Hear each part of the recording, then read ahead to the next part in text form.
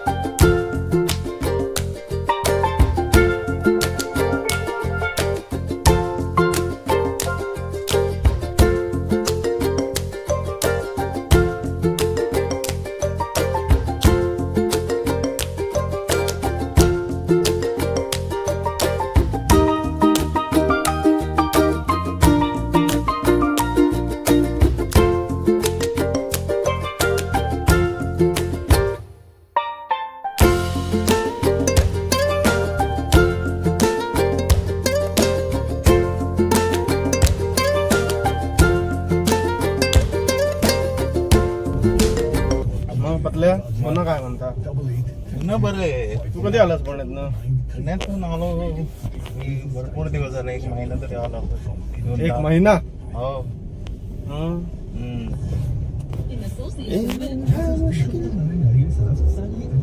मग बाकी चालू आहे मजेत। तुम्ही सांगा काय सांगणार बाबा।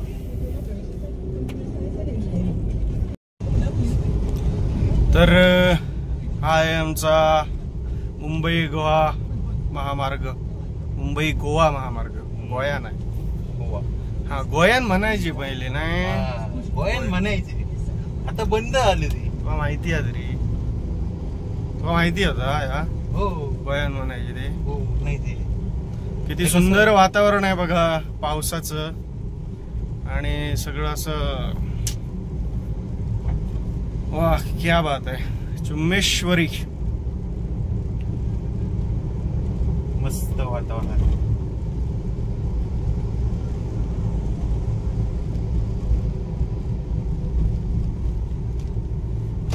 आता कोण कोण बघते ना माहिती आहे? इंडिकेटर येणच नाही मरे, इंडिकेटरच नाही देणं शानिया। कसं समजतं ना आमका तुका हय ओढायचा नगच असत। अरे तर आता मी आलो तर पतल्या खाऊ काय देत मागा बोल पटकन। काय पाहिजे होतं? तू काय देशील तर पुढे काय बोलशील ते? हा तू काय बोलशील ते बघ। यांच्याकडे काय खाऊ मिळत, माझी गोड खाऊची इच्छा झाली। स्वीट ना? आणि गोड का स्वीट? मग स्वीट आपला गोड का वेगळा? स्वीटच म्हणा भया। आम्ही कसे आता पुणेकर आता मराठीच्या अस्तित्वासाठी झगडता। मी ब्लॉग सुद्धा मालवणीची जरा मराठीत करते मध्ये मध्ये। काय मराठी मालवणी सुद्धा बोलीभाषा पण टीका होय। बोलीभाषा म्हणजे आपल्या मराठीचा सौंदर्य। म्हणजे एखादी स्त्री सुंदर असली तरी तिने कानात घातलेले झुंबर, नाकात घातलेली नथ, कपाळाला लावलेली टिकली, मग ती बिंदी असेल, झुमका असेल, कंबर पट्टा असेल किंवा इतर सगळे दागदागिने आहेत, म्हणजे हेच मराठीची सगळी सौंदर्य प्रसाधनं आहेत ही। या सगळ्या ज्या बोलीभाषा आहेत, मग मालवणी असेल, अहिराणी असेल, विदर्भातील भाषा असेल, मराठवाड्याची भाषा असेल, कोल्हापूरची भाषा असेल, वेगवेगळ्या भाषा। आणि पुन्हा जाती जशा आहेत, जाती पोटजाती ह्यांच्या जशा भाषा आहेत तशा पुन्हा त्या जाती आहेत तशा त्या प्रत्येक जातीच्या वेगवेगळ्या भाषा आहेत। धनगर समाजाची वेगळी भाषा आहे, मी स्वतः धनगर समाजातील आहे, माझी एक वेगळी भाषा आहे, अशा वेगवेगळ्या समाजाच्या सुद्धा भाषा आहेत। तर प्रत्येक भाषेचा आपण गौरव केला पाहिजे आणि आपली मराठी भाषा ही वाढली पाहिजे, जगली पाहिजे पिढ्यानपिढ्या. कारण तर मी गोड घेतलंय आणि ह्यांना स्वीट घेतलं ना, मैसूर पाका. मला मैसूर पाक लय आवडता. मला पण तुला आवडता? जाम. पटकन सांगू नको माका आवडतं. नाही, हेच घेतोय मी. पुण्यात पण हेच घेतोय. स्पेशली बेकरीत जातोय मी आणि हे खाल्ल्याशिवाय राहणार. आवडतं ते का? जाऊया नक्की.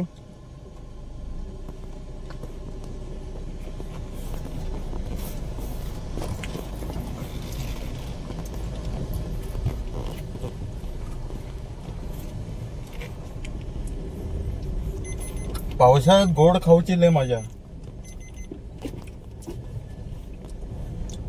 पावसात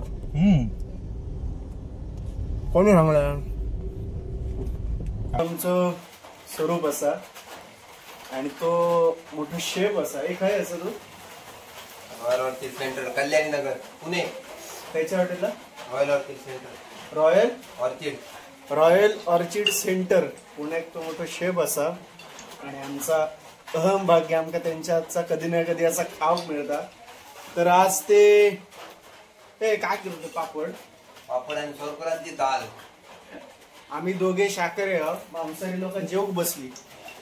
तर दुपारी त्यांनी सोरकुलातले सोयाबीन आणि बटाटे घालून ग्रेव्ही टाईप हॉटेल सारख्या असा मस्त वेगळे एक वेगळंच पदार्थ तयार झालेलो, मजा आलेली. आणि आता परत सोरकुलात त्यांनी ह्या केलं ना, काय केलं? डाळ केलं. गावले पापड तुमका गावले मस्त पैकी भरपूर गावले. 4 चारच होते, ते काढून ठेवलं. ते म्हटलं तेवढे तरी करा, आता काय करणार. काय रे करतास? ये जेवतो अरे आमचं पण काढ. येऊ गोया बाबा. काय ब्लॉग मध्ये काय आवर्जून बाबा राखणे तू कोंबो दिलो. फेमस या कानच नाही तर माहित आमका. वहिनी अजिबात वर बघतली नाही मला माहिती. सरप्या दाल तडका हॉटेल स्टाईल रेस्टॉरंट आहे जरा मारलं असतं असतं का बिघडलं असतं. आता घरगुती खाणारच. आम्ही सगळे कंटाळलेले असतो हॉटेलला. काय हॉटेलात कंटाळलेले असतो. असं काय? तू खाऊ नको, मी खाल्लं असतं. स्पेशल गाव क्या काय घर गमती सोरकुलातला खाऊ. प्रयोग चालू होत माझे. चल. तर आता आम्ही खाणार असाव सुरकुलातली डाळ. हे काय पापड काय? ए पापड काय?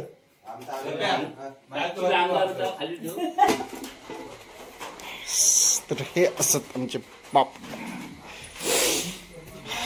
पापड्याचा आस्वाद घ्या. लोणचा दे मामी. मीठ झाल्याचा प्रॉब्लेम होता. लय त्रास होता.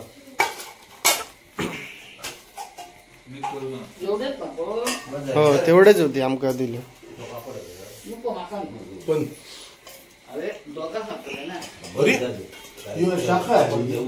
प्युअर